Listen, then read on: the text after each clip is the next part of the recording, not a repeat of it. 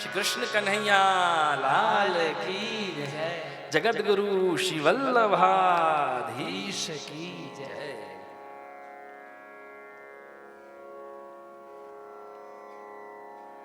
श्री मधुराष्टक आनंद कंद परमानंद पूर्णानंद प्रभु की रसमयी लीलाओं का वर्णन है, जिसमें थोड़ा इसका इको थोड़ा खोल देना। श्री ठाकुर जी के श्रीअंग का अनंत लीलाओं का, उनकी मधुरता का आस्वादन किया गया है और उस आस्वादन का वर्णन किया गया है।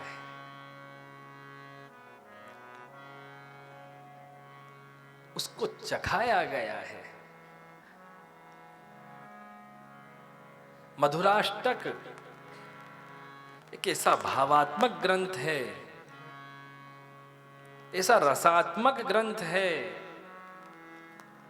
जिससे कोई अछूता नहीं है। संपूर्ण विश्व में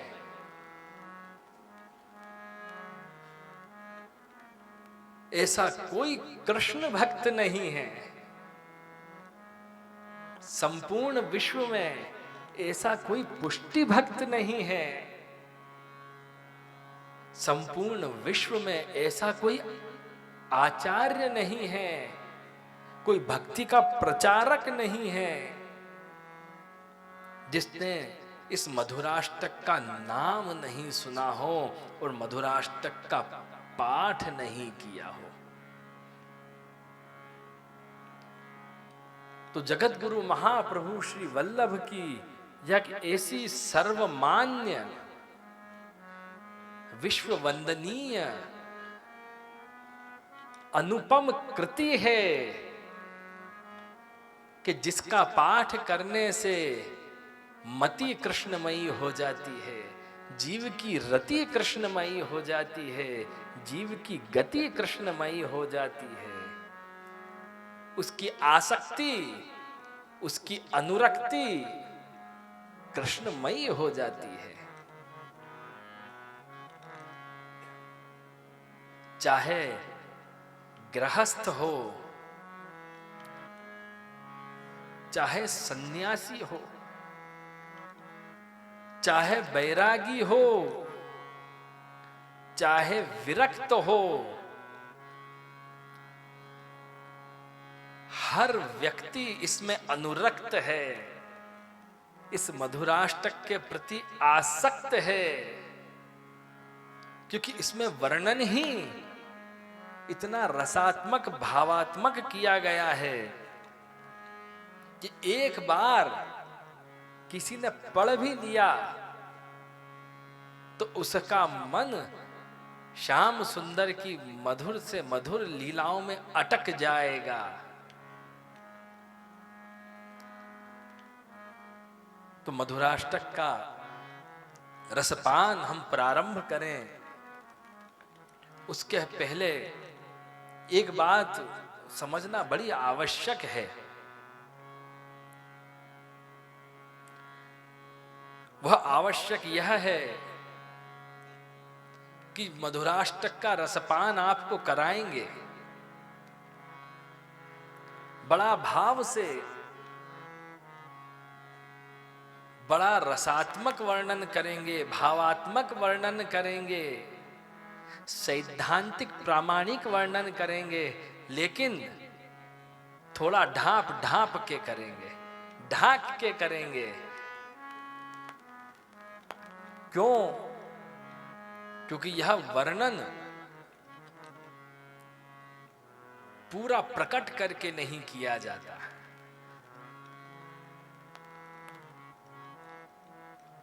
क्योंकि कलियुग है, माया की छाया में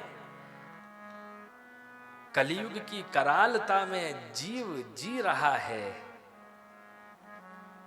तो कहीं भावों की मलिनता नहीं हो जाए। इसीलिए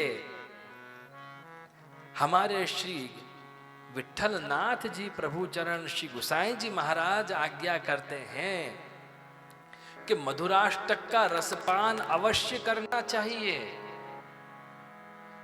लेकिन किनको? जो केवल तिलकधारी और माला कंठीधारी हैं उनको नहीं, जिन्होंने वास्तविकता में कंठी धारण करके वैष्णवत्व को धारण किया है, भगवदीयत्व को धारण किया है, जिन्होंने श्री ठाकुर जी के साथ अपना संबंध जोड़ा ही नहीं, स्थापित कर दिया है, प्रगाढ़ कर लिया है, उन्हीं को इसका रसपान करना चाहिए। अन्यथा श्री ठाकुर जी की लीला में कभी लौकिक भाव आ सकता है।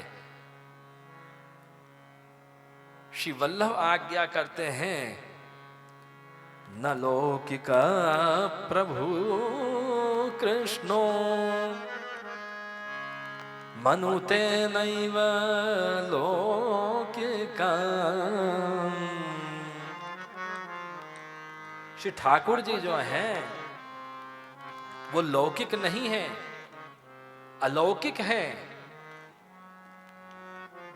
इसलिए उनके अंदर कोई भी लौकिक भाव नहीं आना चाहिए। उनकी लीलाओं में किसी भी प्रकार की मनुष्य बुद्धि नहीं आना चाहिए। और कैसे नहीं आना चाहिए, उसका एक लौकिक उदाहरण मैं आपको देता हूं कि जैसे एक छोटा बालक होता है, वो क्या समझता है कि मेरे पिताजी को सब कुछ समझ में आता है, उनको सब पता होता है।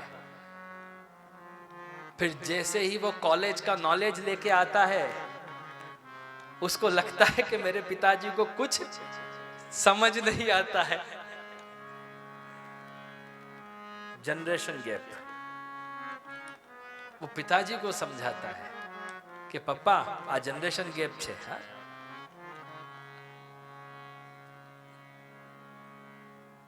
તમને સમજમ નહીં પડે। હવે जमाना बदल गया है। लेकिन जब वो 40-45 साल का होता है, तब उसको लगता है कि हाँ, पिताजी को बहुत कुछ आता था। और जब वो 60 साल का होता है, तब उसको मालूम पड़ती है कि हाँ, पिताजी को सब कुछ आता था। तो ये ऐसा विषय है। तो श्री महाप्रभु वल्लभ आज्ञा कर रहे हैं कि लौकिक बुद्धि को, ज्ञानी को यम खाओ। तो लौकिक बुद्धि जो है, अपना ज्ञान जो है उसको पास में रख करके भगवद लीला, भगवद चरित्र का रसपान करना चाहिए। और भगवान स्वयं श्रीमद् भगवद गीता में आज्ञा करते हैं कि जन्म कर्म च मे दिव्यम एवं यो वेत्ति तत्वतः। हे अर्जुन, सामान्य मनुष्य मेरे जन्म के प्रयोजन को नहीं समझ सकता। ज्ञानी व्यक्ति भी धोखा खा जाते हैं मेरी माया के आगे। वह भी मेरे जन्म को, मेरे लीलाओं को, मेरे अद्भुत कर्म को नहीं समझ पाते। और मेरी लीलाओं के चक्र में उलझकर, माया के घेरे में उलझकर अपने अपने हिसाब से लीलाओं का वर्णन करते हैं, अपने अपने हिसाब से मेरी लीलाओं को देखते हैं। इसीलिए श्री महाप्रभु जी क्या आज्ञा करते हैं? नमो भगवते तस्मै कृष्णायाद्भुत कर्मण। अद्भुत कर्म है श्री ठाकुर जी। तो हम श्री ठाकुर जी के अलौकिक जन्म और अलौकिक लीलाओं को कैसे समझ सकते हैं?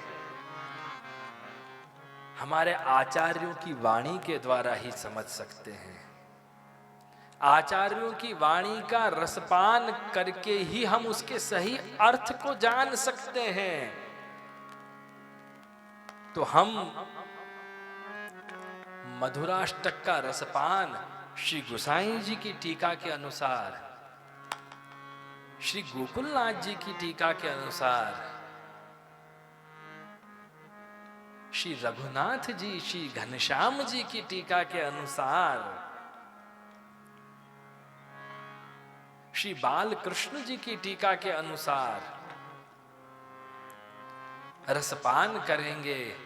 और परम पूज्य पिताश्री हमारे गुरुदेव अनंत श्री विभूषित महाराजाधिराज जगत गुरु पीठाधीश्वर पद्मश्री पद्म भूषण से सम्मानित आचार्य गोस्वामी श्री गोकुलोत्सव जी महाराज जी की कृपा से जो भी मैंने अध्ययन किया है, रसपान किया है, उसके अनुसार हम रसपान करेंगे। तो सबसे पहले इस विषय को समझना आवश्यक है कि मन में कोई लौकिक भाव नहीं आना चाहिए। क्यों? क्योंकि हम भगवद रसिक हैं। तो भगवद रसिकों के हृदय में कोई भी लौकिक कामना नहीं आनी चाहिए, कोई लौकिक भावना नहीं आनी चाहिए। अगर लौकिक कामना, लौकिक भावना आती है तो अलौकिकता दूर चली जाती है, सहानुभाव टूट जाता है, प्रभु से संबंध खंडित हो जाता है, भाव खंडित हो जाता है। इसीलिए श्री हरिराय जी महाप्रभु रसिक प्रीतम आज्ञा करते हैं, गुणानुवाद निरताः सेवायां वा प्रतिष्ठिताः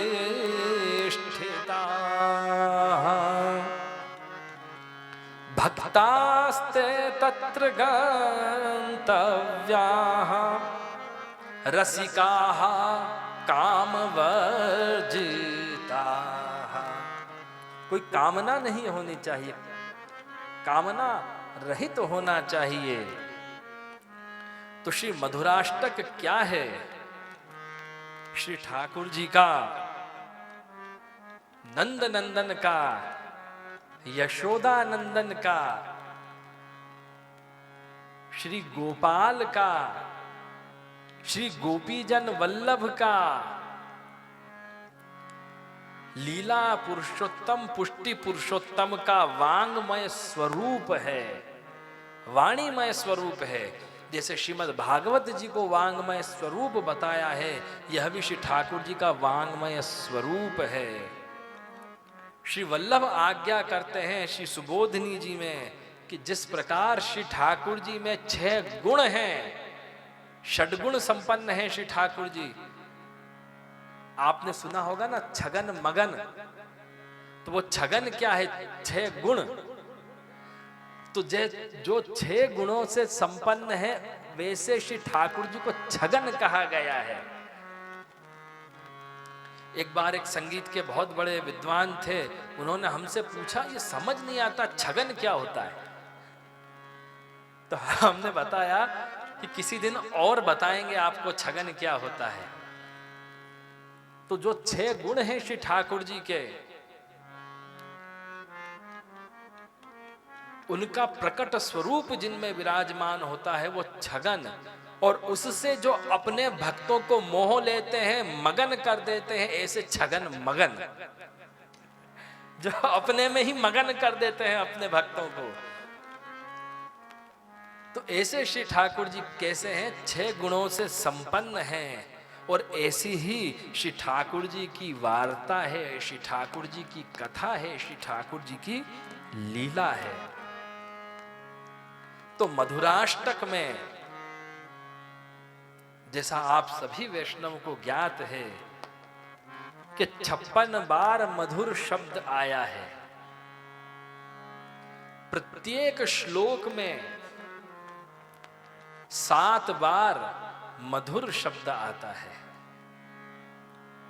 अधरम मधुरम, वदनम मधुरम से लेके मधुराधिपते रखिलम मधुरम। तो यह 6 गुण किसके हैं?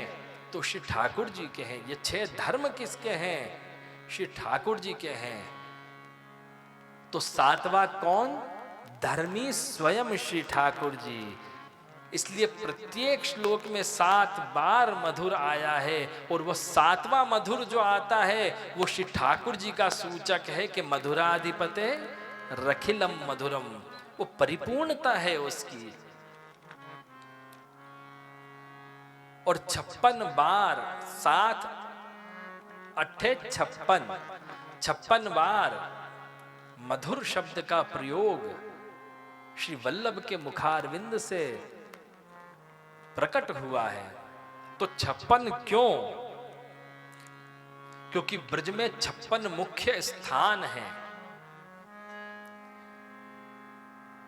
जो श्री ठाकुर जी का लीला धाम है ब्रज, उसमें 56 मुख्य स्थान हैं, और उन 56 मुख्य स्थानों के 56 ही ब्रज भक्त हैं।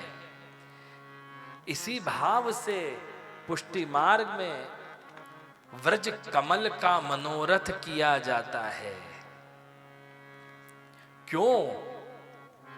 क्योंकि ब्रज मंडल कहां विराजमान है? गोलोक में विराजमान है, इस भूलोक में विराजमान है।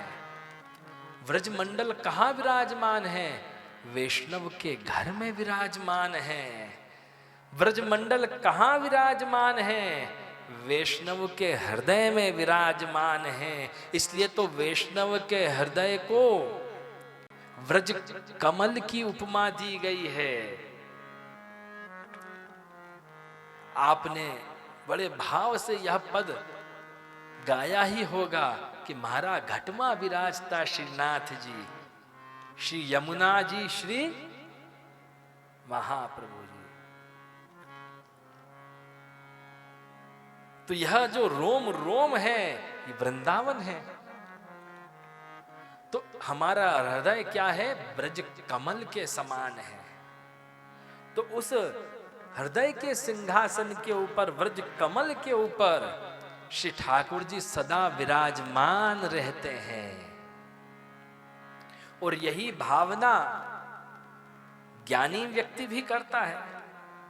जब ज्ञानी ध्यान योग करता है, कुंडली जागृत करता है, तो कुंडलिनी शक्ति में क्या विचार करता है कि यह मस्तक जो है यह सहस्रार कमल है। तो वो अपनी गति को, अपनी रति को नीचे से ऊपर की ओर ले जाता है, मूलाधार से लेके ऊपर के सहस्रार चक्र तक ले जाता है। तो वही तो अपने यहाँ बताया है कि ब्रज की लीला में हमारा प्रवेश होना चाहिए। ब्रज की लीला का भाव सदा हमारे अंदर विराजमान रहना चाहिए।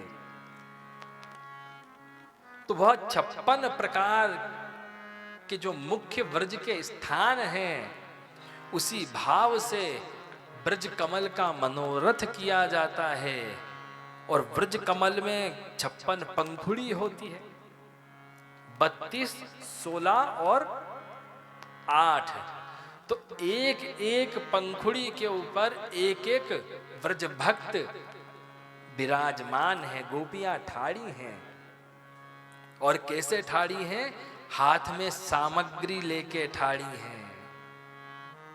श्री ठाकुर जी के लिए लीला सामग्री, आरोगने की सामग्री लेके ठाड़ी है। इसी भाव से श्री ठाकुर जी को 56 भोग धराया जाता है। बहुत से वैष्णव कहते हैं कि 56 भोग में तो 56 से भी ज्यादा सामग्री दिख रही है। वो 56 प्रकार की सामग्री नहीं है, 56 वेराइटीज नहीं है, वो 56 भाव की सामग्री है। इसलिए तो उसका नाम 56 भोग है।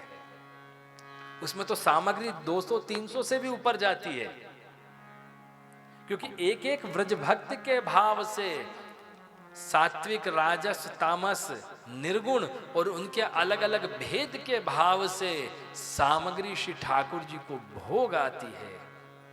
56 भाव की सामग्री, 56 भोग आता है। तो वैष्णवों, मैं आपको ऐसी रहस्य की बात बताने जा रहा हूं जो शायद ही आपने कभी सुनी हो। और वो बात क्या है कि यहां पर जो श्री 56 भोग का वर्णन आया है, वो कौन सा 56 भोग है जहां श्री ठाकुर जी 56 व्रज भक्तों के भाव का आस्वादन कर रहे हैं, उनके प्रेम का आस्वादन कर रहे हैं, उनके समर्पण का, उनकी मधुर लीलाओं का आस्वादन कर रहे हैं। यह कौन सा 56 भोग है, कौन सी लीला का 56 भोग है? देखिए, अलग अलग प्रकार के 56 भोग होते हैं। 12 प्रकार के 56 भोग होते हैं। हर 56 भोग में भोग सामग्री साजने का प्रकार अलग होता है, श्री ठाकुर जी का श्रृंगार अलग होता है।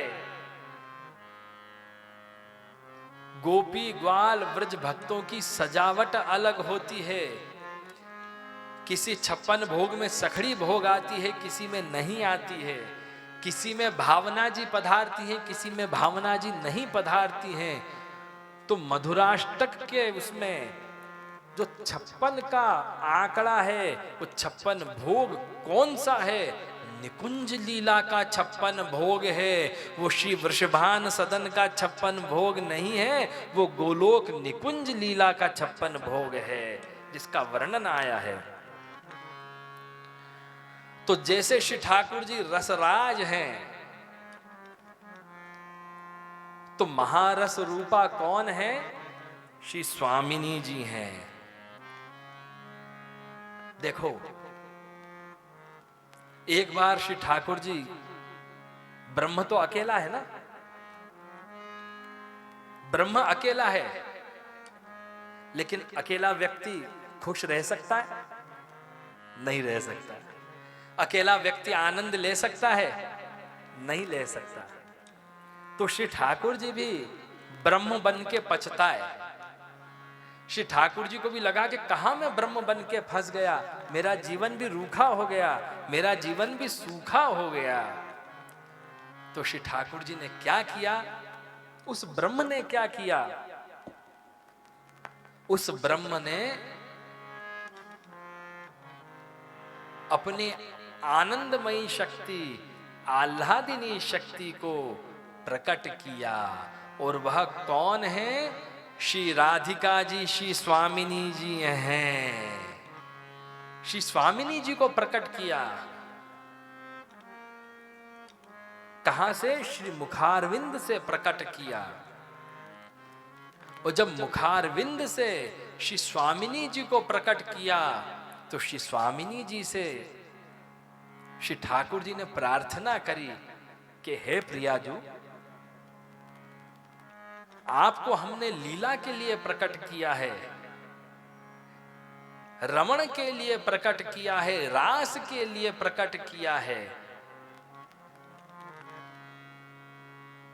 तो आओ चलो हम लीला करें। तो श्री स्वामिनी जी ने श्री ठाकुर जी से विनंती की कि हे प्रभु, हे प्राणनाथ, लीला तो तब हो सकती है कि जब लीला की समस्त सामग्रियां हों। तो यहां सामग्री तो है ही नहीं। तो जब सामग्री ही नहीं है तो लीला कैसे होगी? देखो, इसको लौकिक उदाहरण से समझो कि एक आदमी से घर नहीं बनता। घर किससे बनता है? गृहिणी से, धर्म पत्नी से घर बनता है। तो जब कहते ना भाई इनका घर बसाओ, अर्थात विवाह करो, गृहिणी गृहमुच्यते, तो जब विवाह होता है तो उसके पहले तैयारियां होती हैं। घर तैयार किया जाता है, कक्ष तैयार किया जाता है, पर्दे लगाए जाते हैं, पलंग लगाया जाता है, सोफा सेट लगाया जाता है, टीवी सेट लगाया जाता है, फ्लावर पॉट्स लगाए जाते हैं, सभी प्रकार की वस्तुएं, सजावट का सामान लगाया जाता है, तब जाके उसे घर कहा जाता है, वरना तो वो मकान होता है। तो श्री स्वामिनी जी ने श्री ठाकुर जी से विनती की कि जब तक लीला सामग्री नहीं होगी, लीला होगी कैसे?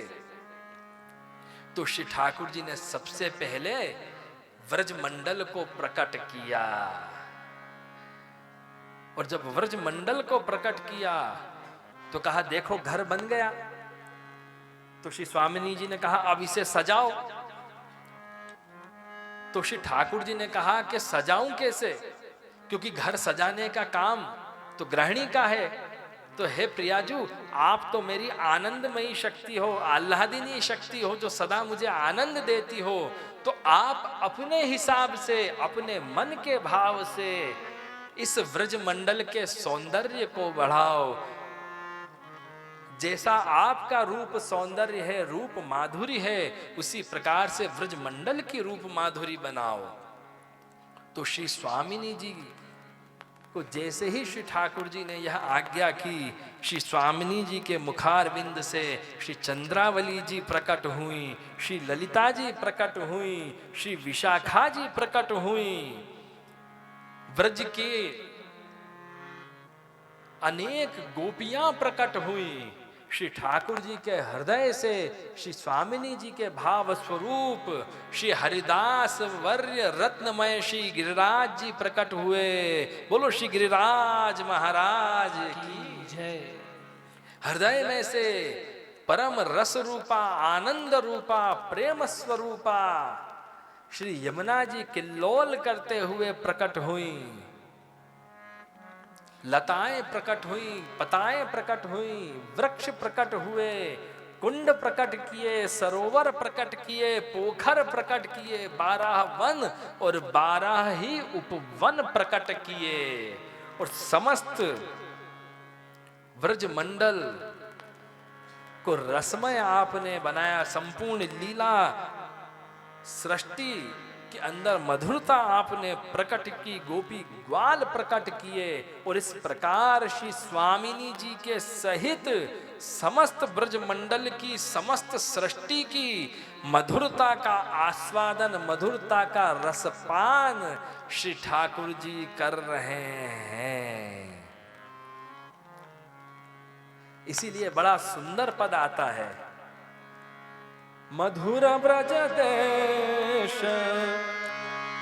बस मधुर कीनो,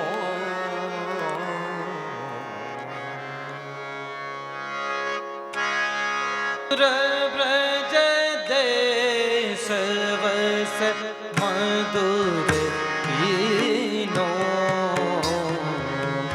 मधुर ब्रज देश बस मधुर कीनो,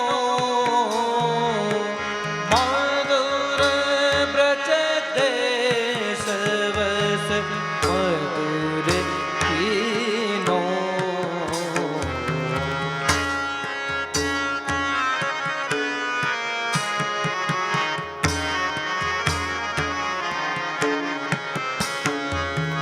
मधुर गोकुल धाम, मधुर गोकुल धाम, मधुर वल्लभ नाम, मधुर विठ्ठल भजन गान गिनो,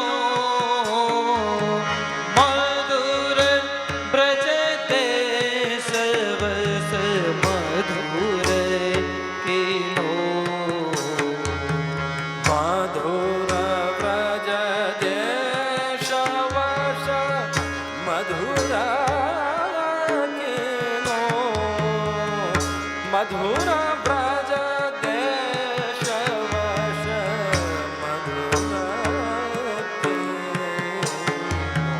मधुर ब्रज देश मधुर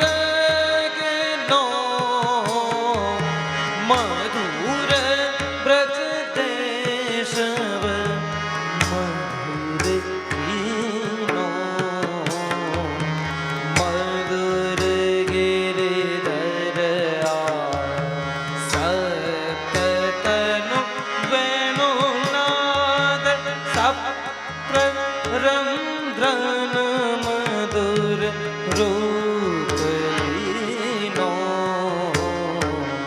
मधुर फल फलित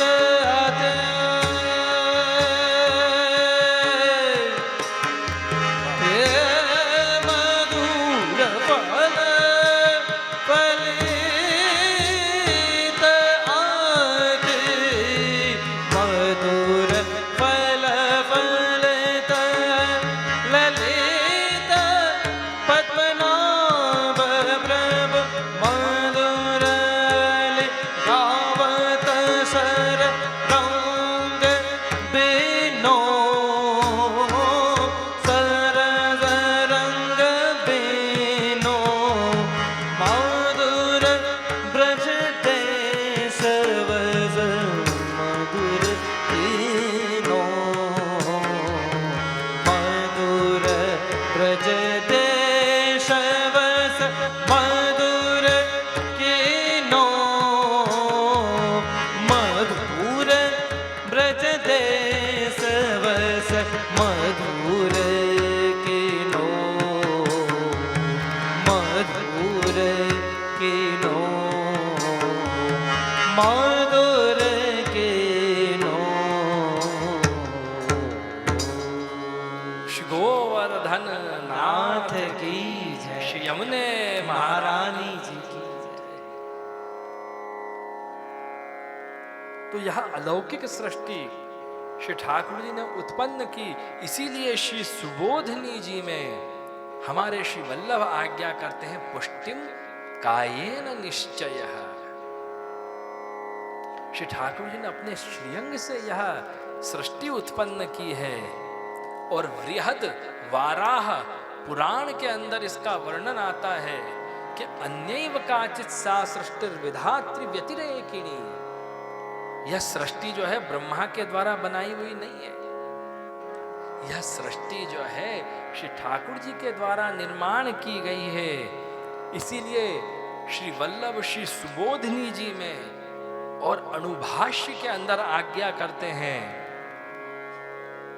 कि जितने जीव जितने गोपीजन व्रज भक्त सारस्वत कल्प की लीला में हैं, वही द्वापर की लीला में प्रकट हुए और वही अब कलयुग में वापस पुनः प्रकट हुए हैं। तो वैष्णवों, आप कोई साधारण जीव नहीं हो, आप श्री ठाकुर जी की लीला के मध्यपाती जीव हो। आप ही सारस्वत कल्प की लीला में श्री ठाकुर जी के साथ लीला कर रहे हो। आपका ही स्वरूप द्वापर में श्री ठाकुर जी के साथ लीला कर रहा है और आज भी आप श्री ठाकुर जी की सेवा करके गुणानुवाद करके श्री ठाकुर जी के साथ लीला रमण ही तो कर रहे हो। श्री ठाकुर जी की रूप माधुरी का रसपान कर रहे हो, लीला का रसपान कर रहे हो और उसी का दान देने के लिए श्री ठाकुर जी बार बार प्रकट होते हैं। देखो कितना सुंदर अवसर आया है, कल दान एकादशी है। तो दान एकादशी के समय में यह संयोग होना, मधुराष्टक का दान प्राप्त होना, उस कृपानाथ की कृपा का दान प्राप्त होना, उसकी लीला माधुरी का, रस माधुरी का, रूप माधुरी का दान करने के लिए ही इन दान के दिवस में श्री ठाकुर जी मधुराष्टक के रूप में पधारे हैं। और ब्रज के भक्तों ने तो बड़ी सुंदर बात कही है, बड़ी रसमयी बात की है कि भगवान ने श्री राधा जी को क्यों प्रकट किया, क्योंकि श्री राधा जी के बिना तो श्री ठाकुर जी अधूरे हैं। श्री ठाकुर जी की लीला अधूरी है। श्री ठाकुर जी कितने ही अवतार धारण कर लें, चाहे कला अवतार धारण कर लें, कला अंश कला अवतार धारण कर लें, कितने ही रूप बना लें, लेकिन श्री ठाकुर जी के जीवन में भी मधुरता कब आती है, श्री ठाकुर जी के जीवन में भी माधुर्य कब आता है? जब श्री स्वामिनी जी पधारती हैं तभी आता है, और महाराज भी तभी प्रारंभ होता है।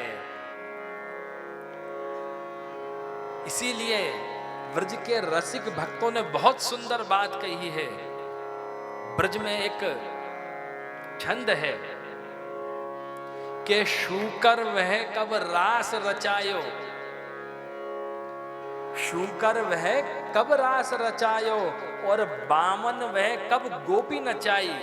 कि है प्रभु, आपको अपने अवतारों पर बड़ा गर्व है कि मैंने अलग अलग अवतार लिए हैं, तो एक बात बताओ कि आपके जितने भी अवतार हुए हैं उन अवतारों में कोई ऐसा अवतार हुआ है कि जिसमें आपने अपने जीवन की परिपूर्णता महसूस की हो, जिसमें आपने अपने जीवन को धन्य माना हो? ऐसा कोई अवतार आपका हुआ है? तो भगवान ने कहा मैंने बहुत अवतार लिए हैं। मैंने अपना सबसे पहला अवतार वराह अवतार धारण किया है।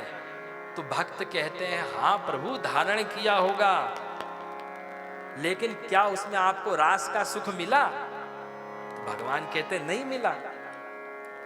तो भगवान कहते हैं मैंने वामन का अवतार धारण करके त्रिलोकी राजा बलि से प्राप्त की।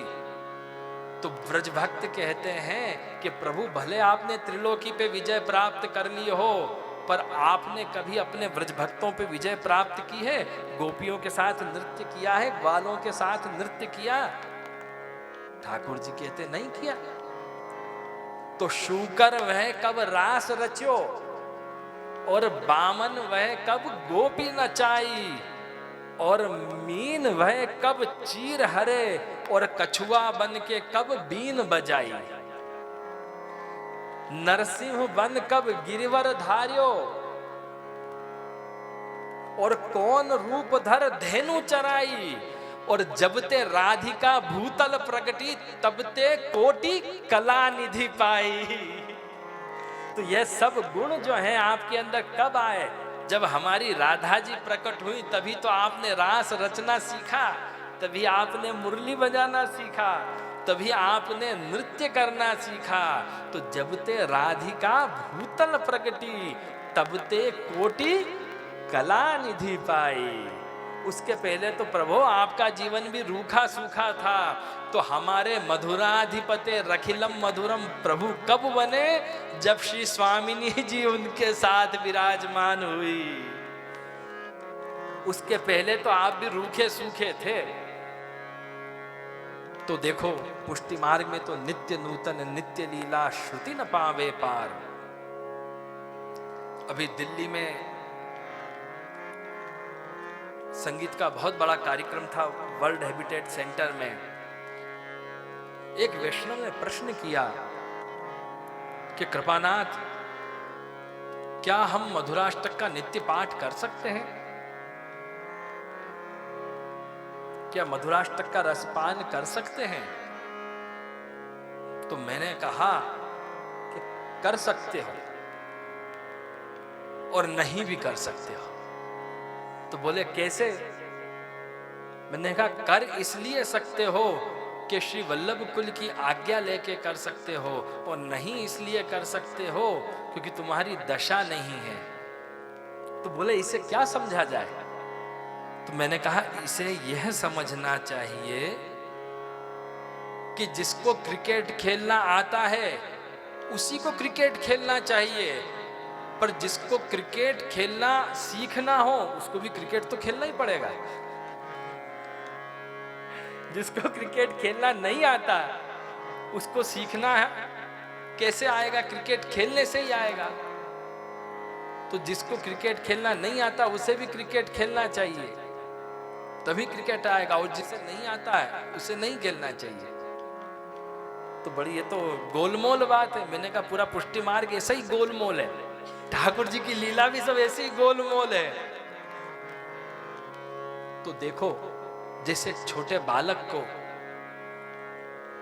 माता के वात्सल्य का रसपान करना नहीं आता है। जब बालक जन्म लेता है ना तो उसे दूध पीना नहीं आता, माता अपना आंचल उसके मुख में देती है और उसको दूध पीना सिखाती है। इसी प्रकार श्री वल्लभ श्री ठाकुर जी की रूप माधुरी का स्वाद हमको चखा के उसका रसपान करना सिखा रहे हैं। जैसे माता अपने शिशु को रसपान करना सिखाती है, तो देखो 6 गुणों से संपन्न प्रभु की रूप माधुरी रस माधुरी की कथा ही मधुराष्टक है। तो प्रेम, आनंद, रस, मधुरता, यह सब लगभग पर्यायवाची शब्द हैं, लगभग पर्यायवाची है ना। प्रेम, आनंद, रस, मधुरता। तो हमारे श्री ठाकुर जी कैसे हैं, प्रभु श्री कृष्ण कैसे हैं? रसात्मक हैं, प्रेमात्मक हैं, आनंदात्मक हैं, परमानंदात्मक हैं, आनंद घन स्वरूप हैं। कैसे हैं? रसो वै सह।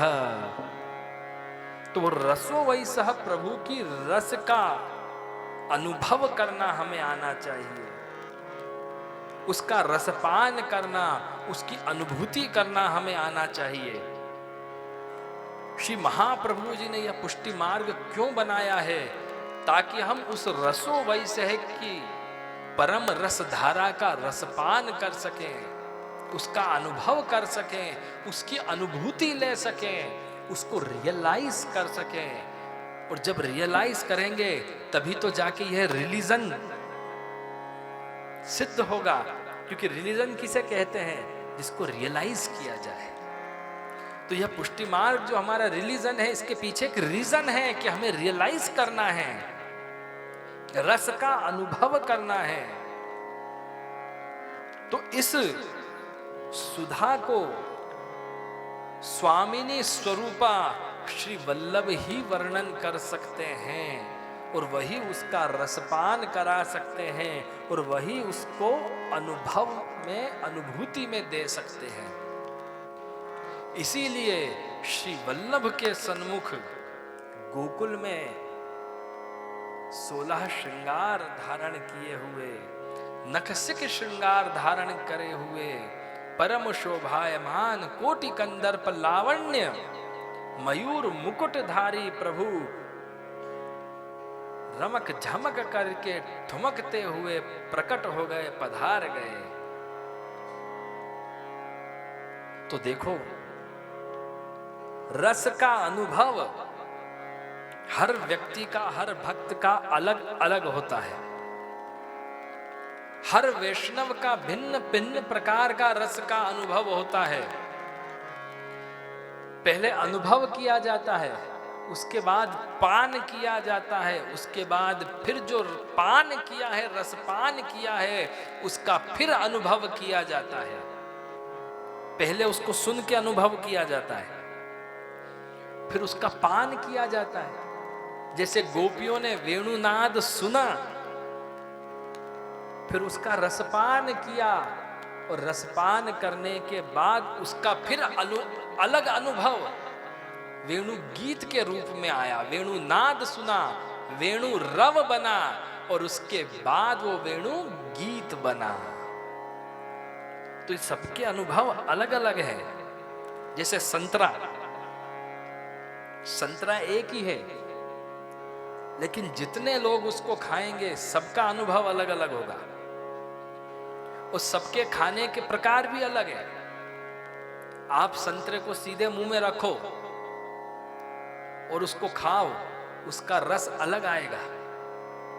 आप उसे जूस बना के पियो, उसका अलग अनुभव आएगा। और उसमें अगर आप कुछ और मसाला वसाला डालोगे तो उसका और अलग अनुभव आएगा। तो संतरे की मिठास एक, लेकिन अनुभव अनेक। ऐसे मधुर आती मधुर प्रभु एक, और जितने व्रज भक्त हैं सबके अनुभव अनेक। जैसे मिठाई, सब में शक्कर है, किसी को गुलाब जामुन खिलाओ, वो भी मावे का है।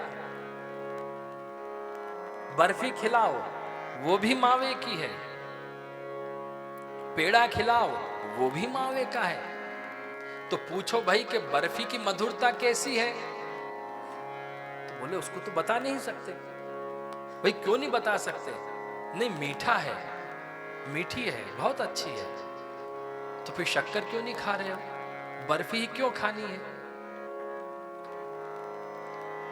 अच्छा बताओ, पेड़े की और बर्फी की मधुरता में क्या अंतर है? तो उसका वर्णन नहीं किया जा सकता, उसको केवल अनुभव किया जा सकता है। वर्णन करना उसी के बस की बात है कि जिसने उसको पूरी तरीके से अनुभव कर लिया है और पचा लिया है। इसलिए वर्णन तो श्री वल्लभ ही कर सकते हैं, दूसरा कर ही नहीं सकता कोई। तो मावे की अलग मिठाइयां हैं, अलग अलग, सब में मधुरता है, सब में मावा है, लेकिन उसको कहा नहीं जा सकता। तो यही श्री वल्लभ आज्ञा करते हैं कि रूप नाम विभेदेन जगत क्रीडति यो यतः। और श्री सुबोधिनी जी में आज्ञा करते हैं श्री वल्लभ, अनुभव रसस्तु भिन्नतया स्थितौ एव भवति।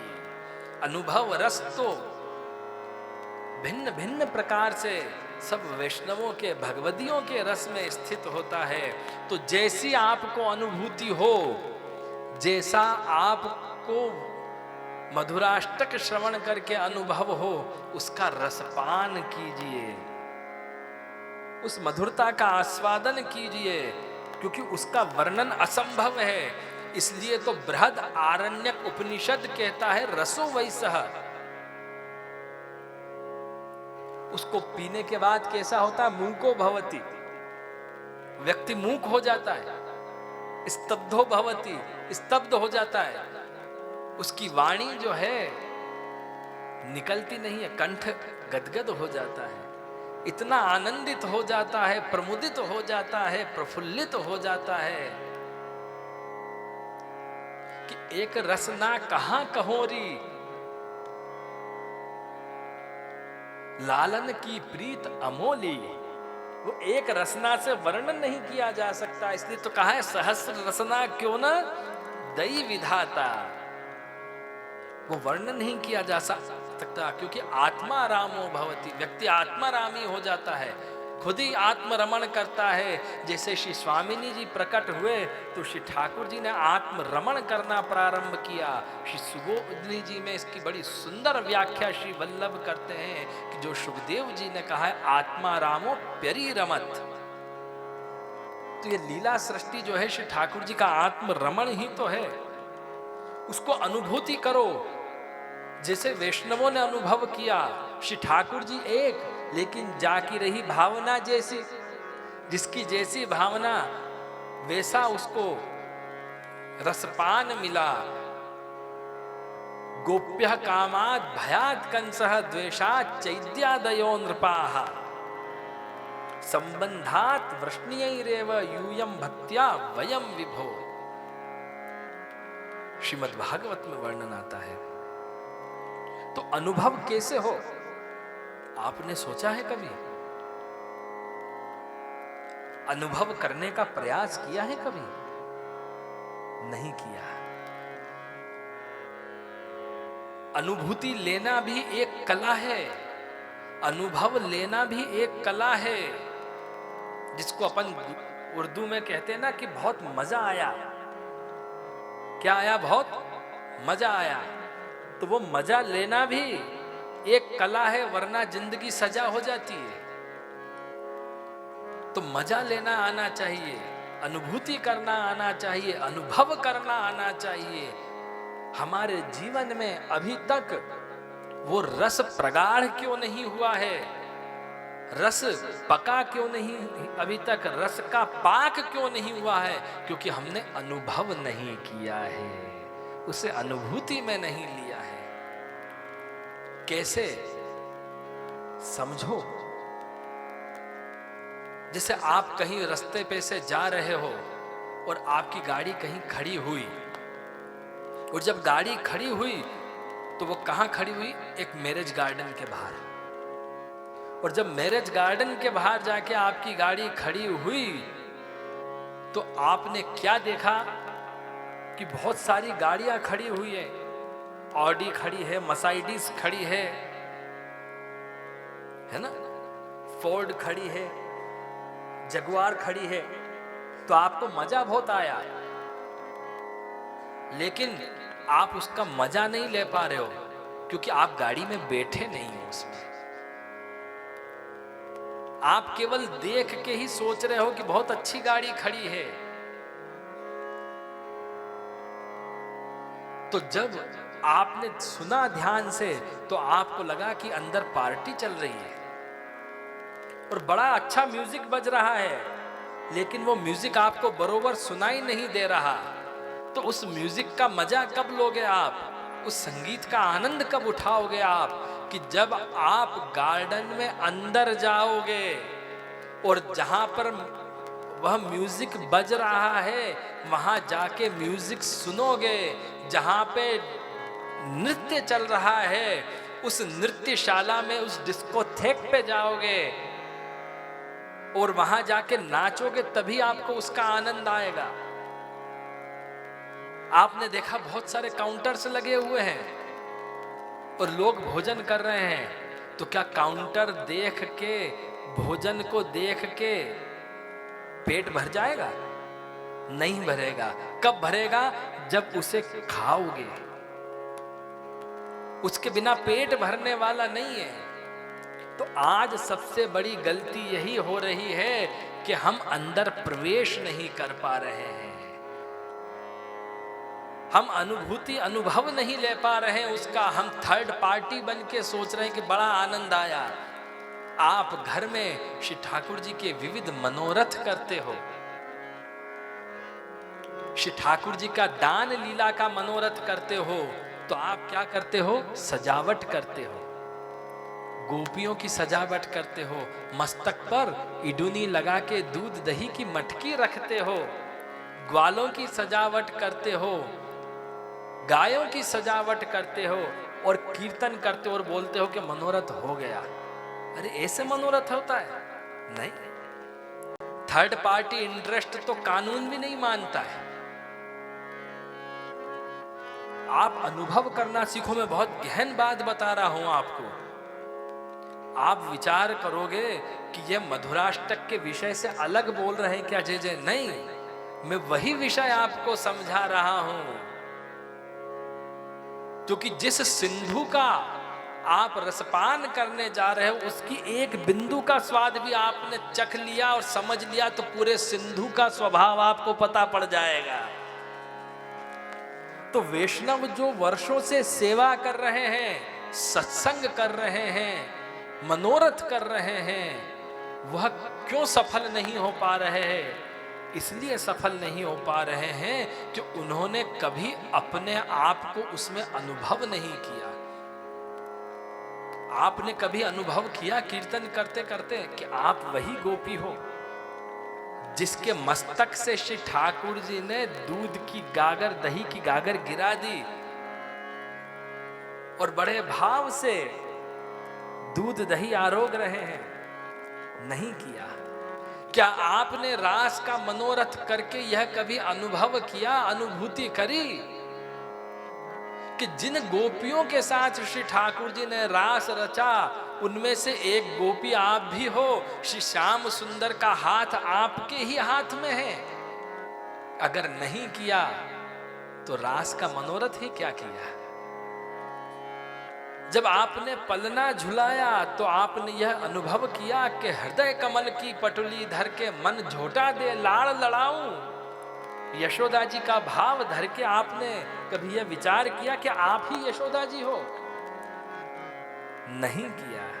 तो यह अनुभव जब तक नहीं होगा, यह अनुभूति जब तक नहीं होगी, तब तक सेवा केवल कर्म और क्रिया बन के रह जाएगी। इसलिए अपने यहां क्या कहा? वात रसिक नहीं कहा। बहुत से लोग केवल बातें बनाते हैं। गुजराती में कहते हैं ना, वातो ना वड़ा।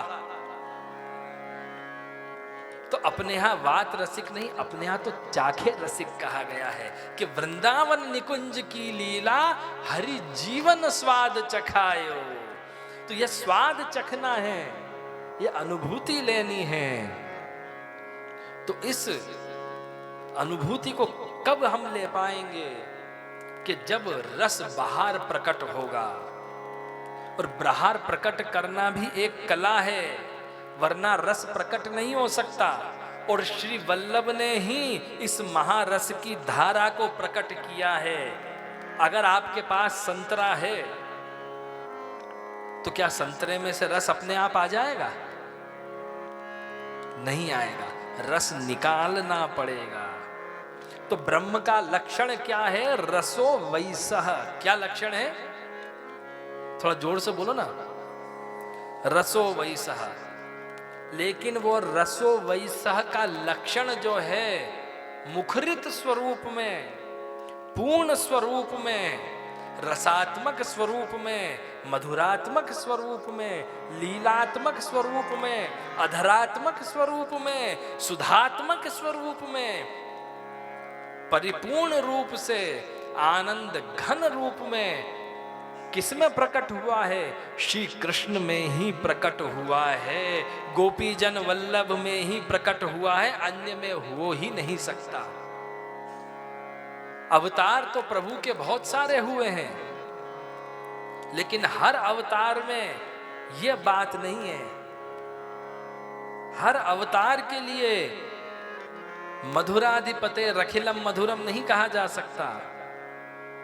जैसे एक आम होता है, अब आम के भी कई प्रकार हैं। एक होता है लंगड़ा आम, एक होता है दशहरी आम, एक होता है नीलांबरी आम, एक होता है तोतापरी आम, और एक होता है केसर आम। तो ये जितने अवतार हैं, वो सब जितने अवतार हैं, कोई लंगड़े आम के समान है, कोई दशहरी आम के समान है, कोई नीलांबरी आम के समान है, कोई तोतापरी आम के समान है, और कोई केसर आम के समान है। लेकिन इन सभी आमों में श्रेष्ठ कौन सा आम होता है? हापुस आम। केसर आम से भी अच्छा होता है हापुस आम। वो हापुस आम को हम समझ लें कि 3 कार्य पुष्टि के जिन्होंने किए ऐसे श्री रामचंद्र प्रभु हुए।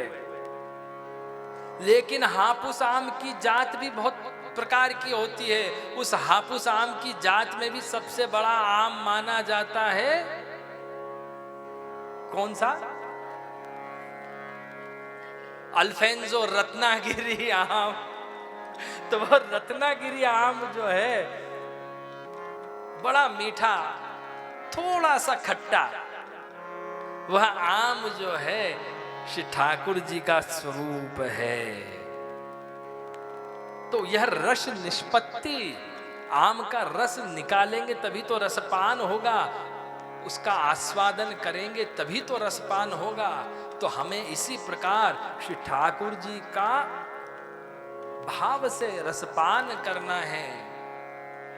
तो रसो वैसह, श्री कृष्ण के महारस का आस्वादन कब होगा? वो जब ही होगा जब रस की निष्पत्ति होगी, जब रस प्रकट होगा। तो रस कब प्रकट होता है? रस किसे कहा जाता है? आनंद को रस कहा जाता है। अपन कहते हैं ना बहुत रसात्मक है, अर्थात बहुत आनंदात्मक है। तो रस निष्पत्ति का वर्णन भरत मुनि ने बड़ा सुंदर किया है कि विभाव, अनुभाव, व्यभिचारी भाव संयोगात रस निष्पत्ति ही। अर्थात जीवन में अगर रस प्राप्त करना हो श्री ठाकुर जी का, तो उद्दीपन भाव होना चाहिए, आलंबन भाव होना चाहिए, विभाव होना चाहिए, अनुभाव होना चाहिए, स्थायी भाव होना चाहिए, तब जाके रस प्रकट होगा।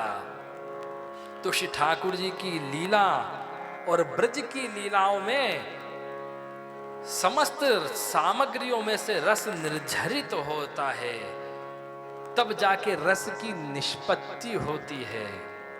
तो यह रस श्री ठाकुर जी के दर्शन से उत्पन्न हुआ कि जब श्री महाप्रभु जी ने प्रभु का दर्शन किया, गोकुल में श्री ठाकुर जी का दर्शन किया, तब मधुराष्टक सहसा प्रकट हो गया। कैसे प्रकट हुआ? बनाया नहीं श्री महाप्रभु जी ने, साक्षात प्रकट हो गया। तो प्रकट किए तो रस जाए, प्रकट करने से तो रस चला जाता है, तो यहां प्रकट क्यों हुआ? तो प्रकट इसलिए हुआ क्योंकि जब तक प्रकट नहीं होगा तब तक सफल नहीं होगा। इसलिए कहा कि अनुभवी वैष्णवों के सामने ही इसका वर्णन करना चाहिए, सबके सामने नहीं करना चाहिए। तो गोपी गीत सुबोधनी जी के अंदर श्री वल्लभ आज्ञा करते हैं, अंतस्थितो रसपुष्टो, जो अंदर रस विराजमान है हमारे हृदय में, जो रस विराजमान है वो जब परिपुष्ट हो जाता है, रस का पाक हो जाता है, रस परिपक्व होके तरंगे लेने लगता है, जैसे श्री यमुना जी उताल तरंगे लेती हैं, तो फिर वो समाता नहीं है, स्वतः प्रकट होने लग जाता है। अंतस्थितो रसपुष्टो बहिश्चैन विनिर्गतः तदा पूर्णो नैव भवेत् इति वाक् निर्गमस्तथा। तो जब तक वो बाहर नहीं निकलेगा मुख से, तब तक वह परिपूर्ण नहीं कहलाएगा। इसलिए उसका बाहर प्रकट होना बड़ा आवश्यक है। इसीलिए तो श्री महाप्रभु जी ने अपने मार्ग का नाम क्या रखा है? साकार ब्रह्मवाद। हमारे यहाँ निराकार नहीं है, साकार है। तो श्री सुबोधनी जी में श्री वल्लभ आज्ञा करते हैं कि जब तक श्री ठाकुर जी बाहर प्रकट नहीं हो, चाहे भाव के स्वरूप से, चाहे वाणी के स्वरूप से, चाहे साक्षात अगर प्रकट नहीं होंगे तो भक्ति मार्ग का स्थापन नहीं हो सकता, प्रेम का मार्ग स्थापित नहीं हो सकता। वो तो फिर भय का मार्ग हो जाएगा, भाव का मार्ग नहीं रहेगा। इसलिए श्री वल्लभ आज्ञा करते हैं, तदैव ब्रह्मवाद अन्यथा शून्यवाद, अन्यथा तो वो शून्यवाद हो जाएगा। तो प्रेम आनंद का स्वभाव क्या है? वो छुपाए छुपता नहीं है। रस का स्वभाव क्या है? वो छुपाए छुपता नहीं है। प्रभु का स्वभाव कैसा है कि प्रभु कितना भी प्रयत्न कर ले छुपने का, लेकिन प्रभु भक्तों की दृष्टि से कभी छुप नहीं सकते। प्रेम छिपाए ना छिपे, जागत प्रगट होय, मुख कछु बोले नहीं, पर नैनन देत है रोय। सुख छिपाए नहीं छुप सकता, दुख छिप सकता है, सुख किसी न किसी रूप में प्रकट हो ही जाएगा। तो यह वल्लभ, ये मधुराष्टक कैसे प्रकट हुआ? तो एक भाव बताते हैं कि श्री स्वामिनी जी के मुखारविंद से प्रकट हुआ। तो इसका रहस्य क्या है? तो श्री वल्लभ कौन है? गूढ़ भाव यह स्वामिनी। श्री वल्लभ स्वयं निकुंज की लीला में श्री स्वामिनी जी हैं। तो यहां श्री वल्लभ ने जो मधुराष्टक का वर्णन किया है, वह आचार्य भाव से नहीं किया है, स्वामिनी भाव से किया है।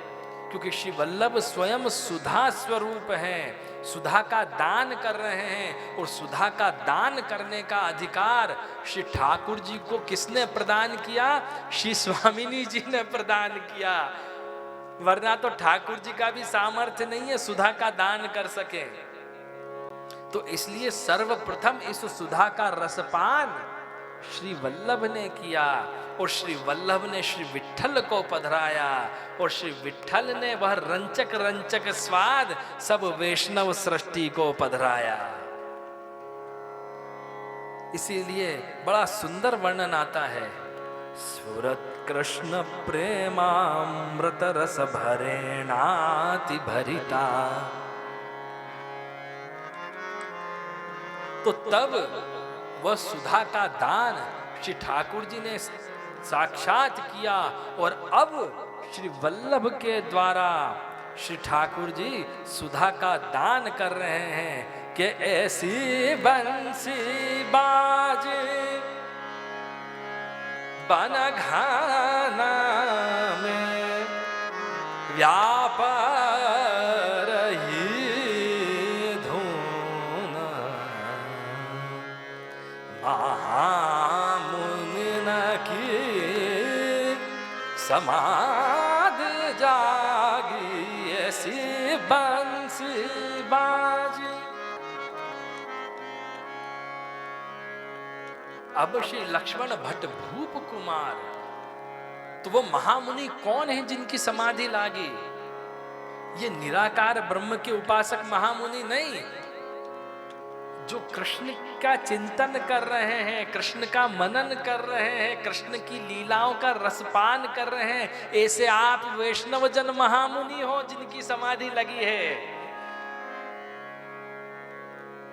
वो ये जूड़ा वाले ऋषि नहीं है जो वन में तपस्या कर रहे, नहीं, आप वह ऋषि हो, वो व्रजभक्त हो जिनकी समाधि लगी है श्री वल्लभ की वाणी श्रवण करके।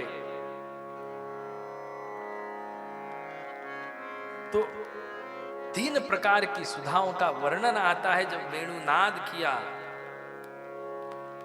तो सबसे पहले सुधा देव भोग्या सुधा, भगवत भोग्या सुधा और सर्वा भोग्या सुधा। सुधा के कई प्रकार हैं, अनेक प्रकार हैं, लेकिन उसमें 3 प्रधान मुख्य प्रकार हैं।